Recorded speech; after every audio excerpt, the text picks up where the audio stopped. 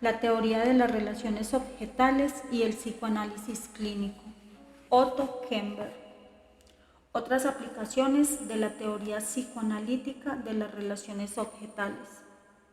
La teoría de las relaciones objetales ha ofrecido importantes aportes a la reciente teoría psicoanalítica de las psicosis depresivas y a la teoría del tratamiento intensivo de orientación psicoanalítica de la esquizofrenia. Estas teorías acerca de la esquizofrenia han sido aplicadas a los enfoques psicoterapéuticos de Rosenfeld, Searles y Bion. Es interesante hacer notar que el enfoque de Searles, basado en las formulaciones de Sullivan y en un marco de referencia teórico totalmente distinto del de Rosenfeld y Bion, llega a conclusiones técnicas muy similares a las de los mencionados autores kleinianos.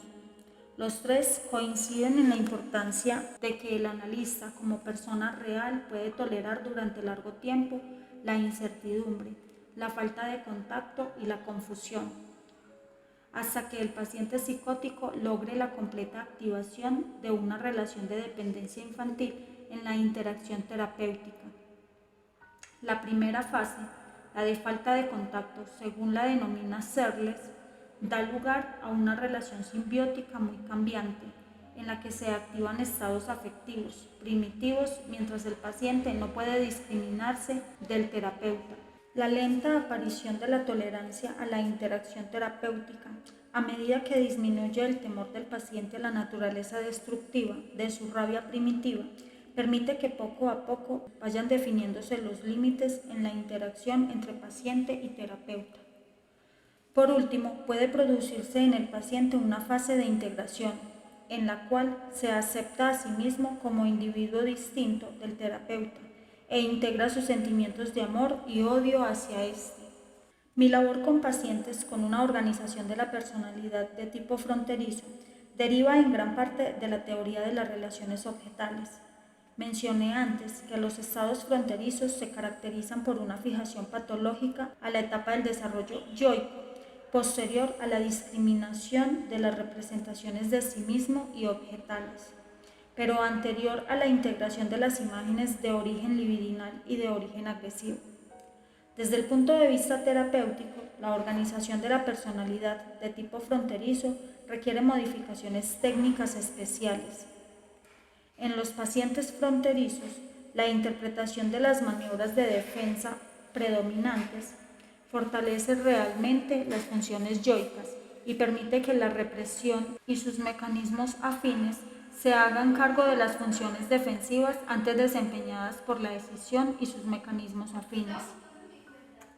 Las resistencias transferenciales características de estos pacientes también pueden ser resultantes con un manejo técnico basado en la teoría de las relaciones objetales. Partiendo del mismo fundamento teórico, propuse una clasificación psicoanalítica de la patología del carácter que establece una escala para los distintos niveles de gravedad. En líneas más generales, las conclusiones diagnósticas basadas en la teoría de las relaciones objetales permiten clasificar aspectos clínicos sumamente complejos y controvertidos. Por ejemplo, los normales trastornos emocionales de la adolescencia y las perturbaciones más serias conectadas con un síndrome subyacente de difusión de la identidad pueden ser diferenciadas mejor desde la perspectiva de la teoría de las relaciones objetales. Dix aplicó la teoría psicoanalítica de las relaciones objetales al diagnóstico y tratamiento de los conflictos matrimoniales. Sugiere que en el conflicto matrimonial crónico participan mutuas contradicciones producidas en varios de los niveles de interacción en que pueden descomponerse las relaciones matrimoniales. Describe como primer nivel los antecedentes sociales y culturales y los intereses comunes que mantienen unidos a los integrantes de la pareja. Como segundo nivel se refiere a las expectativas personales conscientes respecto de los propios roles y los de la pareja en el marco de la relación matrimonial, y como tercer nivel señala la movilización inconsciente de ambos miembros de la pareja de imágenes del sí mismo e imágenes objetales, hasta llegar a un equilibrio en el que se estabilizan los roces recíprocos inconscientes que mejor se ajustan a las relaciones objetales internas inconscientes que fueron activadas. Según Dix, si existe conflicto en alguno de estos niveles, pero los otros dos se mantienen en armonía, la pareja continuará unida, aunque en estado de conflicto crónico. Si hay una discrepancia básica en dos o en los tres niveles, por lo general el matrimonio terminará en divorcio.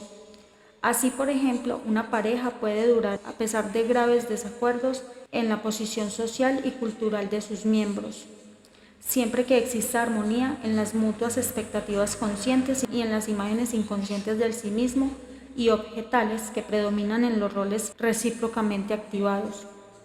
O bien, una pareja con un serio conflicto crónico de tipo neurótico puede mantenerse unida en virtud de la consonancia de sus antecedentes culturales y sociales y de las expectativas conscientes mutuas, aunque existan graves discrepancias en los roles recíprocos inconscientes.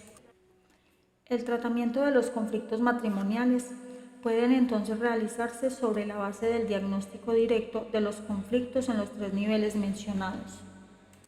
Lo que nos interesa en especial es el diagnóstico de la relación inconsciente reactualizada en la recíproca confirmación de los roles inconscientes propios y del objeto, y el diagnóstico de la patología intrapsíquica sobre la base de la patología interpersonal inconsciente.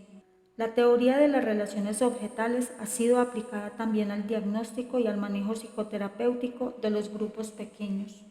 Bion describe un curioso fenómeno en grupos pequeños no estructurados, cuando el grupo como unidad moviliza en sus miembros primitivos mecanismos de defensa, en especial bajo el predominio de conflictos centrados en la agresión pregenital. En otras palabras, en los grupos pequeños no estructurados puede producirse una intensa regresión que, en virtud de la recíproca movilización de todos sus miembros, puede provocar una situación emocional total que presenta llamativas semejanzas con la de las primeras etapas del desarrollo yoico. Quizá aún no se ha llegado a comprender por completo las implicancias teóricas de estas observaciones. Bien podría ocurrir que las operaciones de defensa que bastan para las relaciones bipolares fracasan ante las múltiples incertidumbres inherentes a un grupo, o que las situaciones grupales activan primitivas necesidades y temores instintivos, la disposición a las cuales no se resuelve de la manera que es habitual para la formación caracterológica individual.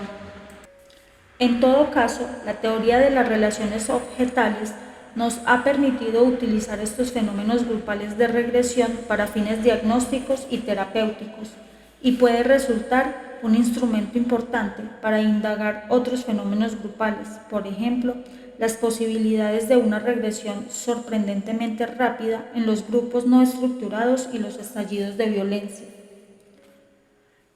Canet Rice y sus colaboradores aplicaron los hallazgos de Bion acerca de los fenómenos de regresión en grupos pequeños al estudio de los procesos grupales en las organizaciones sociales. Llegan a la conclusión de que la regresión hacia lo que Bion denomina supuestos básicos, refiriéndose a la pérdida de la racionalidad y a una paralizante ineficacia del grupo pequeño, aparece cuando no se cumplen ciertos requisitos de conducción que ligan la vida interna del grupo con su ambiente externo. Definen las cualidades para la conducción de grupos pequeños, grupos grandes y organizaciones sociales, mediante las cuales se puede proteger la tarea del grupo contra los efectos regresivos y desorganizantes de los mencionados fenómenos grupales. Rice amplió este estudio dándole el carácter de un enfoque teórico sistemático de las organizaciones humanas, que permite indagar de manera exhaustiva los conflictos intrapsíquicos y las estructuras derivadas de las relaciones objetales del individuo, los conflictos grupales conscientes e inconscientes y las funciones y conflictos de la organización en su totalidad. En este sentido, la teoría de las relaciones objetales puede tener importantes consecuencias prácticas para las ciencias sociales. Los trabajos de Talcott Parsons ofrecen un nexo fundamental entre la teoría psicoanalítica de las relaciones objetales y la teoría sociológica general. Su teoría de la acción, que postula que la unidad básica del sistema de la personalidad del sistema social y del sistema cultural es una interacción entre dos individuos, que es internalizada y se transforma en parte de la personalidad. Presenta una estrecha correspondencia con la definición de la teoría de las relaciones objetales que propuse en el capítulo 2. En resumen, he tratado de integrar la teoría de las relaciones objetales con la teoría psicoanalítica de los instintos y con el enfoque de la psicología del yo contemporáneo. La teoría de las relaciones objetales pone el acento en la singularidad del individuo. Estudia el desarrollo de la personalidad altamente individualizada, de una persona consciente de sí misma y de otros seres humanos, y el desarrollo en profundidad de las relaciones interpersonales como requisito principal para la satisfacción de las necesidades psíquicas personales. Pienso que la teoría de las relaciones objetales presenta una síntesis del abordaje más impersonal de la metapsicología psicoanalítica, la psicología y la psicopatología individuales, y de la trascendencia del hombre, de su desarrollo biológico y psicológico. En este sentido, vincula al psicoanálisis como ciencia con una filosofía humanística del hombre. Yankelovich y Barrett subrayan la necesidad de que la ciencia del psicoanálisis avance hacia una personología psicoanalítica. Creo que esa es la dirección en que se está moviendo la teoría psicoanalítica de las relaciones objetales. Pienso que dentro de las más recientes tendencias de las teorías de la personalidad, el psicoanálisis se ubica en una posición intermedia entre las teorías mecanicistas de la conducta en un extremo y los enfoques existenciales ahistóricos y no genéticos en el otro. La teoría psicoanalítica de las relaciones objetales se extiende en ambos sentidos, tratando de ampliar el estudio científico y objeto de la personalidad sin perder de vista la unicidad subjetiva del individuo. Para un próximo audio, segunda parte, aplicaciones, clasificación psicoanalítica de la patología del carácter.